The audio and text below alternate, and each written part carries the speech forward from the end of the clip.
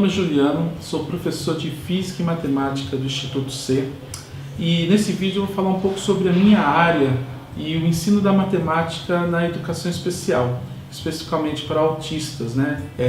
Crianças, jovens, adultos, mostrando algumas estratégias de trabalho que eu utilizo aqui no Instituto com o objetivo de promover uma inclusão social, uma independência, autonomia e qualidade de vida. Para a gente começar a nossa exposição, nós temos que levantar uma questão fundamental. Qual a importância da matemática para a nossa vida? Nós estamos imersos num mundo de números. Nós estamos constantemente em contato com gráficos, porcentagens, planilhas, figuras geométricas. E ao mesmo tempo que vivemos nesse mundo matemático, nós ouvimos as pessoas dizendo que tem dificuldade em aprender matemática, que acham que matemática é difícil, que é incompreensível, tá? E existem muitos fatores que podem explicar essa dificuldade de aprendizagem. Mas o mais importante disso é a forma como a matemática é ensinada. Na escola regular, a ideia principal é a exposição de conteúdo e resolução de listas de exercício. Mas quando nós falamos de educação especial, essa forma de trabalho não é ideal, porque ela nos leva a uma repetição desnecessária e ela não cria no educando uma apropriação efetiva do conteúdo e nem uma relação desse conteúdo com o seu dia a dia. Então, um dos caminhos que nós vemos para a melhor aprendizagem da matemática é associar o dia a dia o mundo real em que aquela criança, aquele adolescente, aquele adulto vive com os conteúdos escolares. Então nós chegamos num ponto onde nós temos que observar que as estratégias de ensino na matemática da educação especial, elas devem ser diferenciadas. Elas devem ser diferenciadas porque nós temos um tipo de clientela que tem características específicas que devem ser respeitadas. Por exemplo, eu preciso saber da história desse meu aluno. Eu preciso saber se ele teve, por exemplo, uma estimulação precoce, porque ela é fundamental para o desenvolvimento futuro dessa criança. Eu preciso respeitar o tempo de aprendizagem dele, que não é o mesmo do ensino regular. Não há sentido de falar em séries, em anos, ou nesse ano ele vai aprender determinado conteúdo, no próximo ele vai aprender aquilo. Você tem que respeitar o desenvolvimento dele natural. Então você tem que, a partir daquele momento, desenvolver estruturas ou trabalhos na sua sala em que aquele educando vá se apropriando do conteúdo a partir do seu tempo.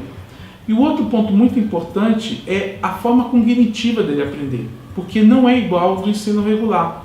Entendeu? Então, quando a gente propõe um trabalho de estratégias onde a gente vai utilizar jogos, materiais lúdicos, estruturas que nós podemos montar com eles, trabalhar com as histórias infantis ou então com vídeos, a gente está propondo formas diferentes que vai fazer com que aquele conteúdo que a gente quer ensinar para ele faça um sentido maior. Então, quais são os pontos e focos que eu quero dizer que talvez sejam mais importantes para a gente trabalhar com esse aluno da educação especial?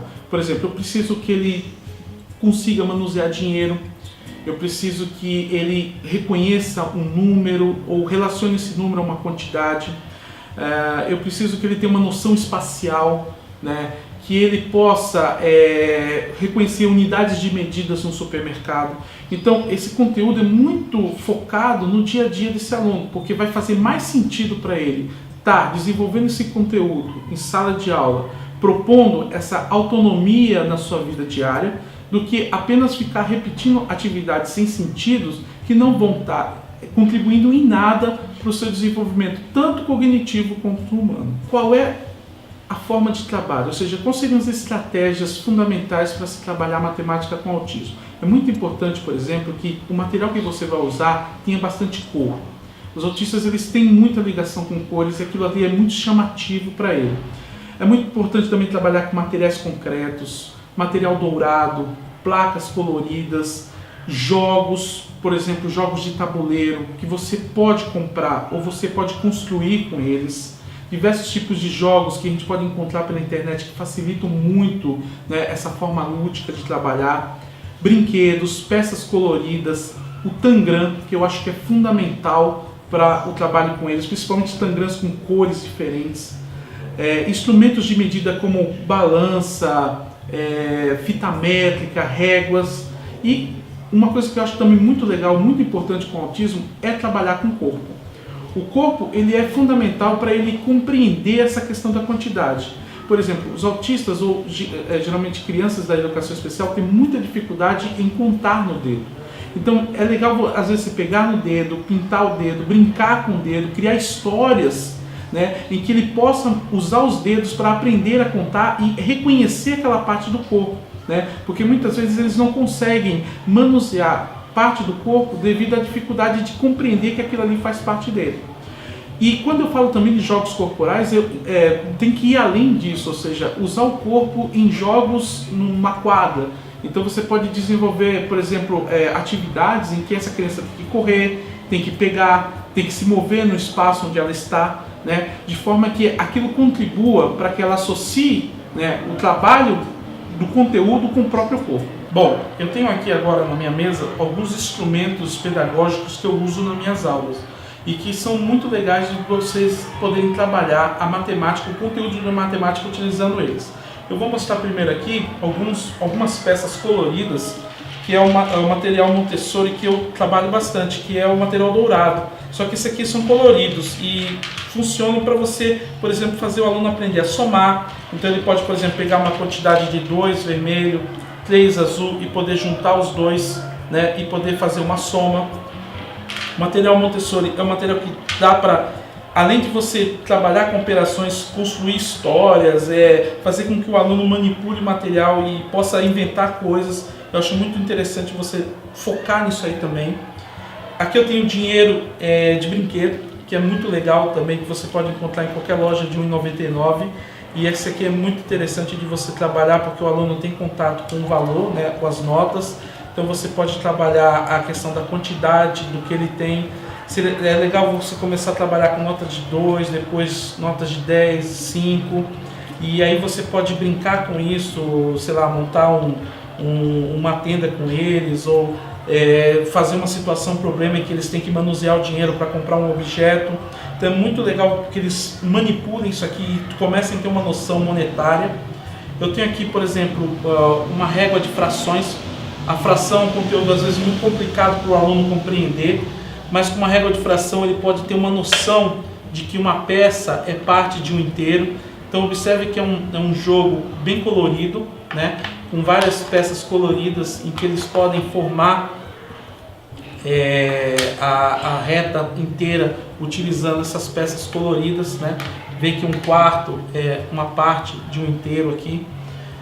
Aqui eu tenho um brinquedo muito legal que é para a criança ter a noção do símbolo com quantidade. Então ele tem que encaixar o pino dentro do símbolo e ter a noção de que o 2 representa essa quantidade aqui. Isso aqui é muito legal para a criança começar a ter a noção de símbolo e quantidade na sua aprendizagem da matemática. Eu trabalho muito com tabuleiro. O tabuleiro ele é algo que para mim é muito importante. Então eu tenho diversas peças aqui e eu peço para os alunos jogarem, eles gostam de jogar. E você pode problematizar aqui também no tabuleiro, perguntando quem tem mais peça, quem tem menos peça, né? Quantas peças você tem a mais que o seu colega, qual a diferença de peças que sobrou, quem comeu mais peças do colega. Então o tabuleiro ele permite, né, diversos tipos de problemas. Você pode, por exemplo, calcular a área do tabuleiro, medir os lados, né? Então existe uma possibilidade enorme de trabalho aqui. Tem essas placas também coloridas que eu acho que são muito legais para você desenvolver a noção de ordem numérica, né? Unidade, dezena, centena. Você pode observar que cada um tem uma cor. Então às vezes você pede para um aluno, escreva 108 para mim. Ele escreve 108, mas ele não coloca o 0 no meio, porque ele não tem essa noção da ordem da dezena aqui. Então ele coloca o 1 e o 8. Então aqui ele vai ter uma ideia de que o 108 ele pode ser escrito assim, né? Colocando o amarelo na unidade. Então ele vai ver que 108 tem esse 0 no meio. Então ele vai compreender a estrutura do número, respeitando a centena, a dezena e a unidade. Aqui eu tenho o Tangram, que é um quebra-cabeça chinês, que possibilita trabalhar com diversos tipos de figura. Eu gosto muito do Tangram porque Com ele você pode fazer com que o aluno desenvolva a sua imaginação na criação de objetos, de personagens. Esse Tangram foi feito na nossa oficina com os educandos, né? Aqui nós temos diversos exemplos de figura que eles podem construir. E isso aqui é legal para você trabalhar, por exemplo, medida diária, né, perímetro também, contar histórias, né, trabalhar o lado espacial das figuras. Então é bem interessante o Tangram, eu acho que é um instrumento muito rico na educação especial. Existem essas peças coloridas também que a gente pode usar para trabalhar com esse jogo. Aqui é um jogo que eu montei com eles, né? Aqui eles têm que, por exemplo, ver a operação e colocar a resposta específica no local. Geralmente eles vão fazer essas contas utilizando essas peças. Então, por exemplo, 5 mais 5, ele vai ter que tirar 5 peças azuis, 5 peças pretas, contar e colocar a resposta. Então, além de você às vezes ter jogo pronto, você também pode produzir os jogos com eles. Tem esses brinquedos coloridos que os autistas gostam muito, porque tem muitas cores, tem formas geométricas para eles encaixarem. E isso aqui é um relógio, você pode ensinar horas para eles. Então eles ficam muito presos na estrutura colorida, isso chama muita atenção. Então ele pode ver a organização numérica, manusear o brinquedo, né? Encaixar as peças. Então isso aqui é muito legal porque desenvolve muito esse lado do tempo e você pode desenvolver também muitas outras atividades com isso aqui. Bom, fica claro que não adianta só você ter material, peças, jogos, se você não consegue desenvolver um trabalho diferenciado com isso aí. Eu quero agora contar 3 casos em sala de aula que eu tive, de forma a melhorar e enriquecer essa questão do ensino da matemática na educação especial. Seria um caso em que eu desenvolvo um cenário, em que eu trabalho com estereotipia, e o terceiro onde eu desenvolvo um trabalho de situações do dia a dia com conteúdo matemático. Bom, o ano passado nós tínhamos um projeto a respeito de valores, e eu propus para um grupo que eu trabalho de nós desenvolvermos um livro infantil. Eles ficaram muito animados e a gente tinha que construir uma história. Mas a minha ideia é que eles construíssem a história, né? Porque eu gosto muito de trabalhar com essa questão da imaginação e da criatividade, que muitas vezes é uma dificuldade que o autismo apresenta. E essa história, a construção dela foi muito interessante, porque eles escolheram os personagens, seriam personagens animais, né? E a ideia da história era falar sobre a questão do preconceito. Então havia um grupo de animais que eles não tinham cores e havia um animal que era colorido. E o interessante é que esses animais foram construídos com um Tangram, que é aquele quebra-cabeça que eu mostrei para vocês. Então eles construíram, primeiro, cada um construiu um animal com Tangram, usando as peças, e depois a gente transportou para o computador aquela figura montada, utilizando um software de Tangram que eles construíram esses animais. Então, depois que eles construíram os animais, a gente começou a montar a história. E o interessante é que essa história ela tinha elementos de matemática, né? Então, por exemplo, havia um momento uma situação em que um grupo de amigos caíam dentro de um buraco. E esse buraco tinha 6 metros de profundidade. Então, aquele animalzinho que era colorido e que eles não aceitavam, foi ajudar eles. Então, ele tinha que pegar cipós, e só que os cipós tinham 2 metros de comprimento, então eles tinham que amarrar cada cipó. E nesse momento que a gente estava construindo a história, eu perguntava, mas quantos cipó que nós vamos usar? E tem que chegar até quanto? Tem que ser 6 metros de profundidade. Então, eles, numa situação em que nós tínhamos uma história, eles foram desenvolver um problema de matemática em que eles tinham que pegar cipós, ou eles imaginavam, depois eles faziam um desenho e tentavam encontrar uma solução para aquele problema. Então foi muito interessante porque eles construíram a história, eles desenvolveram os personagens, eles usaram o Tangram como uma forma de construir o personagem. Então aí teve o lado matemático da geometria. Durante o livro nós colocamos alguns problemas de matemática que eles tinham que desenvolver e resolver entre eles, né? E eu ia orientando no desenvolvimento dessa história como o produto final, que é o livro que eles terminaram fazendo a respeito disso aí. No segundo caso agora eu quero falar um pouco sobre a questão do trabalho com estereotipia. Esse ano foi muito interessante porque eu tinha um educando que ele toda hora parava para mim e me perguntava se eu gostava de coxinha. Eu falei, não gosto, coxinha é bem gostoso. Só que ele ficava sempre repetindo se eu gostava de coxinha. Então aí a gente tem uma estereotipia, que é assim, uma repetição de algo né, em que aquele faz sentido para o educando, mas para a gente não faz muito sentido. E é uma situação muitas vezes que não vai a lugar nenhum, ela fica somente naquela repetição muito pobre. Então eu pensei, pô, mas será que dá para trabalhar com essa estereotipia ou diminuir ela, porque incomoda a gente e muitas vezes até mesmo incomoda eles. Então no dia que ele estava questionando se eu gostava de coxinha, a todo momento ficava perguntando se eu gostava de coxinha, eu falei, cara, por que a gente não monta uma banca de salgados aqui? E você vai ser o vendedor. Nessa hora ele parou, ele ficou me olhando, ficou admirado porque eu mudei a situação, eu desloquei ele de uma situação repetitiva para uma situação problematizadora. Ou seja, ele ia vender salgados, não só coxinha, ele ia ter que vender o quibe, vender pão de queijo, vender esfirra, e os colegas dele iam ser os compradores. Então eu falei assim, nós vamos colocar os salgados no quadro e a gente vai ter que ver qual o preço de cada salgado. Então, por exemplo, quanto é que vai custar a coxinha? Ah, sei lá, R$3. Oh, vamos botar R$3. E quanto é que vai custar o quibe? 4. Beleza. Então a gente fez um cardápio de salgados que ele ia vender. E os colegas dele estavam com aqueles dinheirinhos que eu mostrei para vocês e eles tinham que comprar o salgado. Então eles tinham que saber se o dinheiro que eles tinham era suficiente para comprar a quantidade de salgados que ele queria.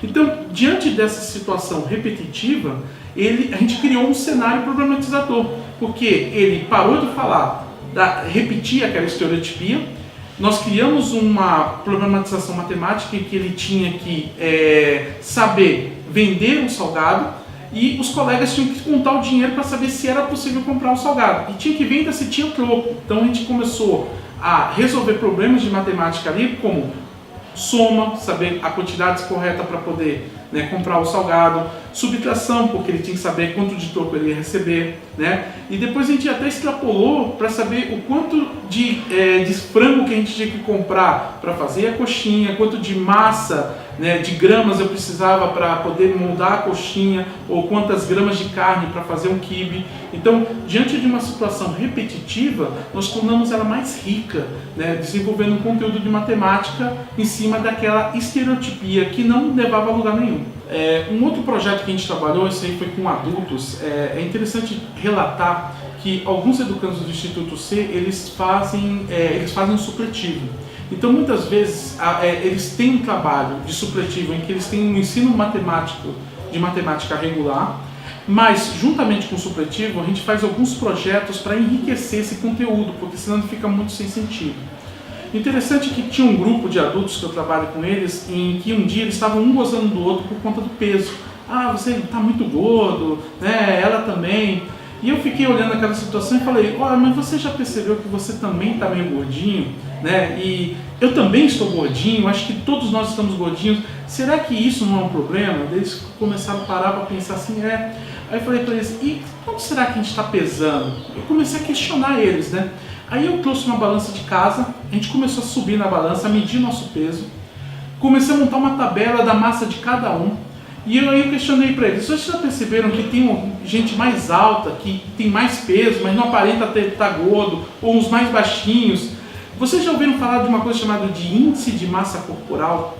Eles falaram, não. E aí eu fui explicar para eles que era um índice de massa corporal. E o mais interessante é que, além da massa que eu já tinha deles, porque eles tinham pesado na balança, a gente tinha uma fita métrica e a gente foi medir a altura de cada um. E aí eu fui mostrar para eles o que era o índice de massa corporal. Ou seja, diante de uma situação que era uma brincadeira, se transformou num conteúdo de matemática. Por quê? Eles aprenderam a questão do peso, eles usaram a fita métrica para medir a altura, eles foram aprender o que era o índice de massa corporal, quem estava com sobrepeso, quem estava com obesidade mórbida, porque existe uma escala para isso. Depois a gente foi discutir o que nós estávamos comendo.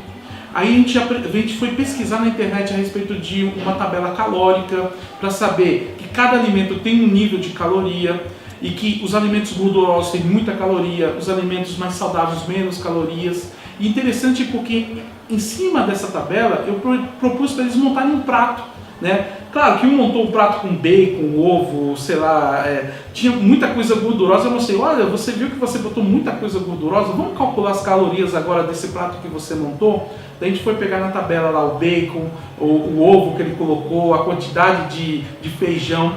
Aí a gente foi ver as calorias do prato dele e aí a gente viu como estava alto.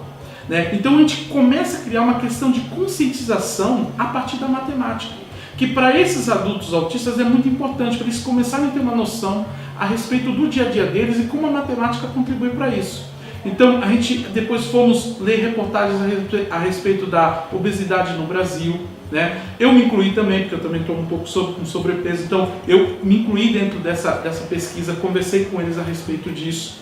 Então foi muito interessante perceber que de uma brincadeira nós conseguimos desenvolver um conteúdo muito mais efetivo, né, a partir de uma ideia do dia a dia, e como os instrumentos como a internet, jornal, revista, enriqueceu ainda mais aqueles números que deixaram de não fazer sentido quando eles são apresentados de uma forma isolada, e quando são apresentados de uma forma contextualizada, eles ficam muito mais interessantes e melhoram a aprendizagem desses educandos. Espero que essa pequena exposição que eu tenha feito aqui com vocês tenham dado uma noção de como nós podemos trabalhar de uma forma diferenciada no espectro autismo. É muito importante que você saiba que o espectro autismo ele vai desde um autismo de alta funcionalidade até aquele que tem muita dificuldade na questão da linguagem, na questão da fala, e isso tem um comprometimento também no seu desenvolvimento. Que isso que eu passei são apenas algumas sugestões de trabalho, que existem diversas outras formas de trabalho que você pode realizar dependendo das características do seu aluno.